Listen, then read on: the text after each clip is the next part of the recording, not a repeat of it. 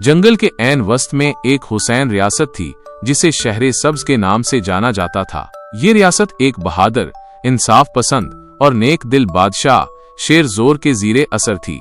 शेर जोर सिर्फ जंगल का बादशाह ही नहीं था, बल्कि तमाम जानवर और इंसान उसकी बेहद इज्जत करते थे।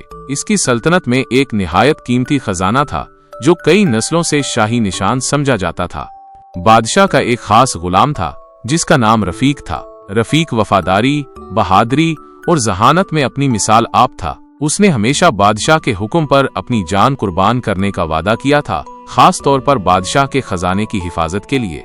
एक रोज अचानक जंगल में डाकू राज का राज शुरू हो गया। वो एक खूनखार, चालाक और जालिम डाकू था जिसने कई रियासतों को लूट लिया था। अब उसकी नजर बादशाह शेर जोर के खजाने पर थी। रात की तारीकी में वो अपने साथियों के साथ किले की तरफ बढ़ा ताकि खजाने पर कब्जा कर ले, लेकिन रफीक जाग रहा था। जैसे ही इसे खतरे का अंदाजा हुआ, उसने फौरन हिफाजती उल-आर्म बजाया और बादशाह को एक महफूज जगह पर पहुंचाया। फिर वो अकेला डाकुओं का सामना करने के लिए निकल पड़ा।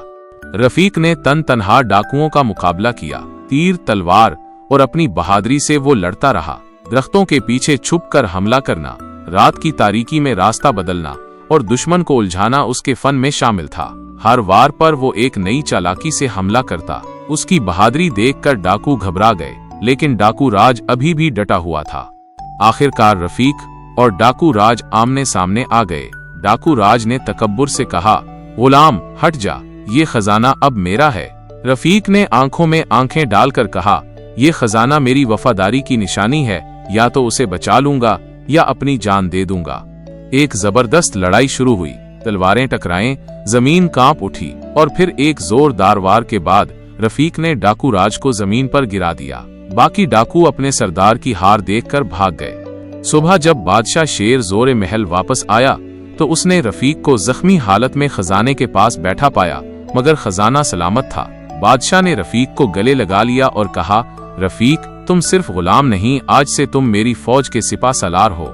रफीक की आंखों में खुशी के आंसू थे। उसने अपना वादा पूरा किया था और बादशाह ने उसकी कुर्बानी को हमेशा के लिए यादगार बना दिया।